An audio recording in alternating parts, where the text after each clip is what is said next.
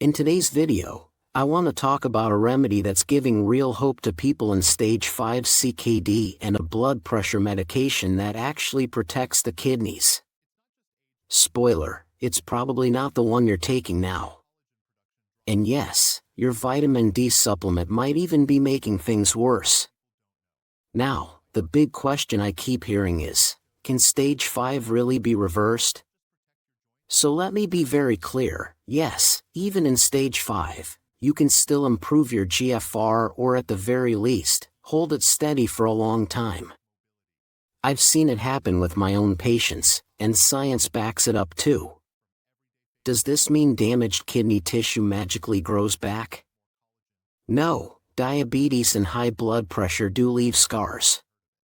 But if by reversing we mean changing the direction where numbers start to climb instead of drop, then yes, it is possible.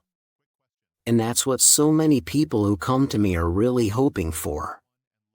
Here's the truth, I can't promise results to anyone. But there's something I tell every single patient: if you take action today, not tomorrow, not next week, not after the holidays, but today, your chances of a better outcome go way up. Because this disease only responds to a fighter's spirit. Not everyone avoids dialysis, but the ones who fight always do better than the ones who just wait. And some even shock their doctors so much that they double-check the lab equipment. What is the most effective remedy for CKD stage 4 and 5? This is a question I hear all the time. What's the best remedy when your kidneys are already in the advanced stages? There are two categories of remedies that really stand out. The first is antioxidants, things like N-acetylcysteine, NAC, CoQ10, and selenium. Even in stages 4 and 5, studies show they can give your GFR a gentle lift. Just a few points may not sound like much, but when you're on the edge, every single point matters. But here's the real breakthrough: teaching your gut to become your backup kidney. This is what we now call the kidney-gut axis, and I believe it's the most important discovery for kidney health in 2025. Your gut and kidneys are always talking to each other. But when the gut stops answering, when it's full of the wrong bacteria, it turns into a toxin factory, poisoning your blood, fueling inflammation, and accelerating kidney damage. This state is called gut dysbiosis. And here's the key: it happens because your protective bacteria, bifidobacteria and lactobacillus, your kidney's little bodyguards, are disappearing. So how do we fix it? We rebuild. Step 1, reinforce the army. You want a high-quality renal probiotic with billions of Lactobacillus acidophilus and Bifidobacterium longum, the exact strains proven to cut down uremic toxins. Step 2, feed the army. Probiotics only thrive if you give them food, and that food is fiber. But not just any fiber. In stages 4 and 5, the gold standard is acacia fiber. Unlike psyllium or metamucil, acacia can be used in high doses, even for people on water restrictions, since it mixes with just a spoonful of water. It's so effective that it's even been studied as a replacement for dialysis in patients who couldn't tolerate the treatment. Put these two together, probiotics plus acacia fiber, and you've essentially built yourself a third kidney. One that works silently, around the clock, and without needles. Now, before I move on, I want to pause for a moment. Because there's something I hear too often from patients that breaks my heart every time. They tell me their nephrologist has already given up, saying, "There's nothing left to do but prepare for dialysis." Or, "We'll just keep adding more blood pressure pills." I know how crushing that feels. But please don't let someone else's limits become your own. My approach is different. I believe in fighting back with nutrition, with targeted supplements, with strategies that support the whole body. Not just managing decline, but tipping the scales back in your favor. Because even in stage 4 and stage 5 you still have choices. You still have hope. How much psyllium husk can we take per day? Alright, let's get back to your questions. This one comes from our friend. How much psyllium husk can we take per day? Psyllium husk is a fascinating fiber supplement. Like acacia fiber, it nourishes the good bacteria in your gut while giving your kidneys extra support. On top of that, it's been shown to help lower cholesterol and even assist with weight loss. In fact, large clinical studies back that up. The dose that works for lowering cholesterol is usually the same one used for weight management. If needed, you can go a little higher, but always with caution. To get the most out of it, take psyllium husk just before meals with a big glass of water. Once mixed, it turns into a thick gel that helps you feel full, naturally curbing your appetite and reducing how many calories you eat. But let me give you some important guidance here. Psyllium husk is powerful and your body may not be used to it at first. Start small. Begin with just a quarter of the recommended dose, then slowly build up over several weeks. This gentle approach helps avoid uncomfortable side effects like gas or bloating. And here's the most critical part: hydration. Psyllium absorbs a lot of water. Without enough liquid, it can swell and cause dangerous blockages in your throat or intestines. That's why I only recommend psyllium husk to those in the early stages of kidney disease patients who don't have strict fluid limits. If you're in stage 4 or 5 and already restricted, this fiber can actually put you at risk. Think of it this way: psyllium husk plus not enough water is like a little science experiment gone wrong. It gels, it swells, and it can turn dangerous. So for advanced stages, this is not the right fiber.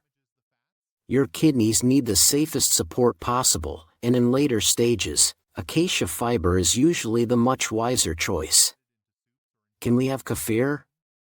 Since we're talking about gut health, here's a really important question from, can we have kefir? Great question, thank you for asking. Kefir is often called a probiotic powerhouse, and for good reason. It can contain up to 61 different strains of bacteria, with billions of live cultures in just one serving. That makes it far stronger than yogurt or most other fermented foods. But here's the catch: not every kefir you see on store shelves actually has those live cultures. Many brands pasteurize the product after fermentation, which kills off the probiotics. If that's the case, what you're really buying is just fancy milk pretending to be health food. Now, the real question: should you drink kefir if you have CKD? The honest answer is no. And here's why. Just 1 cup of kefir comes with about 255 milligrams of phosphorus, and because it's animal-based phosphorus, your body absorbs nearly all of it. That's like spending your entire month's rent on a single coffee. It wipes out your phosphorus budget in one go, and instead of healing your kidneys, it pushes you closer to artery calcification. On top of that, 1 cup carries over 10 grams of protein, which isn't helpful if you're trying to stay on a low-protein diet to protect your kidneys. So while kefir sounds healthy on the surface, for CKD patients, it's about as kidney-friendly as stepping into a boxing ring with Manny Pacquiao. You could do it, but why risk the hit? If you want probiotics that actually support your gut without harming your kidneys, go for fermented plant-based foods or carefully designed probiotic supplements made for kidney patients. That way, you'll get the gut healing benefits without the heavy phosphorus or protein load. What is the best high blood pressure medication to be on? Our next question comes from, who asks, what is the best high blood pressure medication to be on? This is such an important question, because when you're living with CKD, the choice of blood pressure medication can make a huge difference. The short answer? For most people with CKD, doctors usually start with an ACE inhibitor like lisinopril or an ARB, such as losartan. Why? Because these medications don't just lower blood pressure, they also protect your kidneys by reducing protein loss in the urine. Some studies even suggest ACE inhibitors might have a slight edge over ARBs, but here's the thing, not everyone can tolerate them. Side effects can be a deal breaker, and in that case, an ARB is often the better choice. The truth is, it's never one size fits all. Some people do best with just one medication. Others may need a combination, sometimes adding a diuretic, a calcium channel blocker, or even more than one type of pill. The key is finding the smallest, safest dose that keeps your pressure controlled without adding unnecessary side effects. And here's something I want you to remember, medication is important, yes, but it's not the only way. The more you support your body naturally, the less medication you may need. That means, keep your weight in check. Extra weight not only speeds up CKD, it also makes blood pressure harder to control. Treat salt like the enemy. It raises blood pressure and overloads your kidneys. If your doctor has given you a water allowance, follow it carefully. Move your body. This is the part most people overlook. Studies show that regular aerobic exercise can lower blood pressure even in people whose hypertension doesn't respond to 3 or more medications. So yes, medications matter. But never forget you have tools outside the pharmacy, too. And when you use them together, that's when you give your kidneys the very best chance. Should you take a vitamin D supplement even when your levels are normal? Now, let's talk about something many of you have asked me about, vitamin D. This question comes from a patient. Should you take a vitamin D supplement even when your levels are normal? That's such a good question, thank you. Here's the truth, more than 80% of CKD patients are deficient in vitamin D. And honestly, I think the real number is even higher, because so many patients' levels are what doctors call technically normal but still far from optimal. But let's imagine you're one of the rare, lucky ones who actually has normal vitamin D levels without taking any supplements. That means your body is getting enough, probably from sunlight, maybe from your diet, and in that case, you don't need extra. If you're not changing your lifestyle or diet, you can safely skip supplementation. The reality, though, is that a CKD stage 4 or 5 patient with naturally normal vitamin D levels is about as common as a doctor apologizing for being late. I've heard it happens, but I've never seen it myself. The only patients I've met with good vitamin D levels are those who just finished a vitamin D treatment. And in that case, yes, you do want to keep taking a low daily dose to maintain those levels. That's why I include 25 micrograms of vitamin D in my renal multivitamin.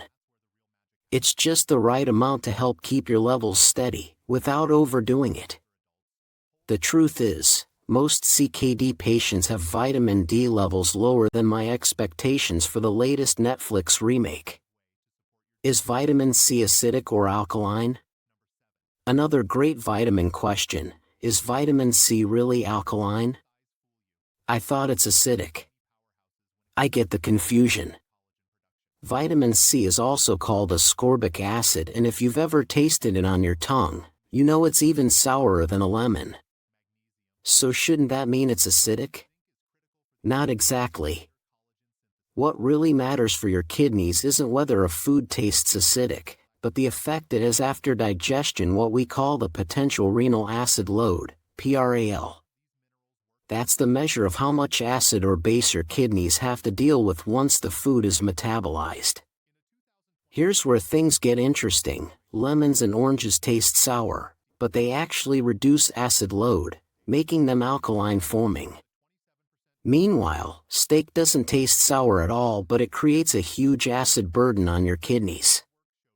So judging by taste is a bit like relying on WebMD to diagnose yourself. It seems logical, but it usually leads you down the wrong path. Think of it this way: steak is the loud party guest who trashes your house, while lemons might seem sour at first but end up cleaning the dishes and taking out the trash. So what about vitamin C itself? Technically, vitamins don't have a PRAL, which means vitamin C is neither acid-forming nor alkaline-forming on its own. But almost every food that's naturally rich in vitamin C, like citrus fruits, berries, and leafy greens, is alkaline-forming, which makes them wonderful for kidney protection. So yes, vitamin C is your friend. Get it from whole, plant-based foods, and your kidneys will thank you. Thank you for watching. God bless you all. Bye.